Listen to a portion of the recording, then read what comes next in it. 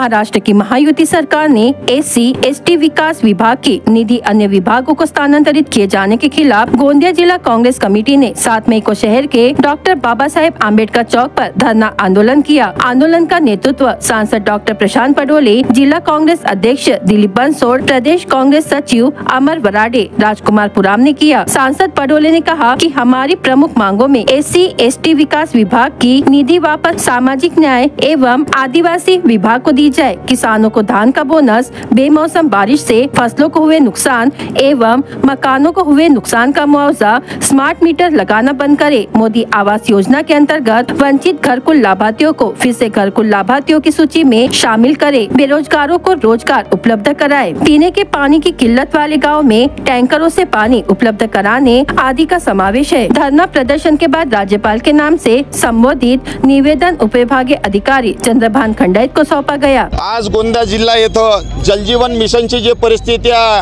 आपल्या सगळ्यांना अवगतच आहे। किती बोगस कारभार इथं झालेला आहे, किती निकृष्ट दर्जाची ही योजना अजूनपर्यंत परिपूर्ण झालेली नाही आहे। धापेवाडा इथं नदी पूर्ण सुकलेली आहे, पण हे सरकारला संजय सरोवर इथून पाणी समजा सोडला तर धापेवाड्यामध्ये इथं पिण्याच्या पाण्याची व्यवस्था होईल हे सुद्धा यांना विचारधीन येत नाही, त्यांच्या मनामध्ये विचार येत नाही। हे विजन शून्य सरकार आहे। पाण्याची अशी गंभीर परिस्थिती असून वारंवार आम्ही त्या कलेक्टर साहेबाला सांगतो आहे का तुम्ही मीटिंग लावा, पाण्याची काय तुम्ही तरतूद केली। अरे शेतीसाठी सोडा, कमीत कमी त्या भाबल्या लोकांसाठी सुद्धा त्यांना पाण्याची व्यवस्था नाही। एक दिवसाआड पाणी पिण्याचं विचार करा, काय हालत आहे या देशाची।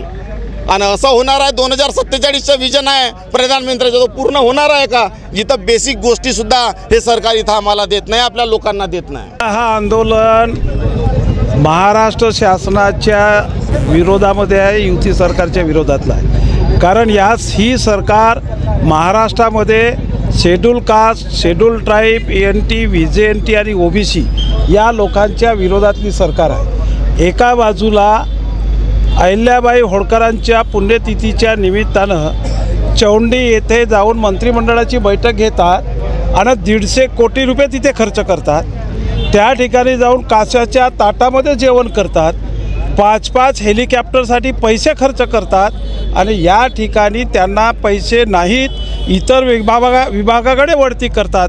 म्हणजे त्यांना particular schedule caste, schedule tribe, ENT, VJNT, OBC याच गटाचा पैसा का दिसला। आणि म्हणून या सरकारचा निषेध करण्याच्यासाठी माननीय खासदार आणि आमचे सगळे काँग्रेसचे पदाधिकारी आम्ही रस्त्यावर आलेलो आहोत। सरकारला आमची चेतावणी आहे की हा पैसा ज्या पद्धतीनं तुम्ही वरती केलेला आहात तो पैसा त्या विभागाला त्वरित वर्ग करून तो सगळे समाज कल्याण विभाग आणि आदिवासी विभागाच्या लोकांना त्याचे लाभ मिळावा ही आमची मागणी आहे। महाराष्ट्रातील महायुती सरकारने अनुसूचित जाती विभागाचे 410 कोटी रुपये, अनुसूचित जाती जमाती विभागाचे 335 कोटी रुपये इतर डिपार्टमेंटकडे वर्गीकृत केलेले आहे। या डबल इंजिनच्या सरकारला हा राज्य सांभाळणं होत नाही आहे। आज मला सांगा, मागासवर्गीय समाज असलेला हा बहुजन समाज, या समाजाला मोठ्या मुश्किलने निधी मिळतो, त्याची तरतूद मोठ्या मुश्किलने होते आणि अर्थमंत्री त्याची तरतूद सभागृहामध्ये करतात आणि तो निधी पळविला जातो आणि बहुजन समाज गप्प बसणार आहे का। गोंदिया जिल्हा काँग्रेस कमिटीचे अध्यक्ष सन्माननीय दिलीप भाऊ बनसोड यांच्या नेतृत्वामध्ये आज गोंदिया जिल्ह्यातील तमाम कार्यकर्ते महाराष्ट्र सरकारला इशारा देत आहेत की बहुजनांवर अन्याय करून जर बहुजनांचा निधी इतरत्र आपण मौज मस्ती करण्याकरता जर पळत असाल, मंत्र्यांना विदेशवारी करण्याकरता, मंत्र्यांच्या दालनामध्ये कोट्यवधी रुपये खर्च करण्याकरता आज वर्षा बंगल्यावर जवळपास 200 कोटी रुपये खर्च केले। मुख्यमंत्री वर्षा बंगल्यावर 6 महिने राहायला गेले नाहीत। हाच निधी जर बहुजनांकरता वापरला असता तर निश्चित रूपाने आज चांगली गोष्ट झाली असती। परंतु हे महायुती सरकार, भ्रष्ट सरकार बहुजनांचा निधी इतरत्र वळविण्याचा प्रयत्न करीत आहे, मौज मस्ती मंत्र्यांसाठी, आमदारांसाठी करण्याचा प्रयत्न करीत आहे। या सरकारचा निषेध करण्याकरिता आम्ही काँग्रेसचे कार्यकर्ते या ठिकाणी आंदोलन करत आहोत आणि आपल्या माध्यमाने सांगू इच्छितो, भविष्यात जर या निधीला पुन्हा वापस दिलेला नाही बहुजनांकरता तो गोंदिया जिल्ह्यातील कार्यकर्ते गप्प बसणार नाही, हा सरकारला आमचा इशारा आहे। वेळ प्रसंगी कायदा हातात घेऊ।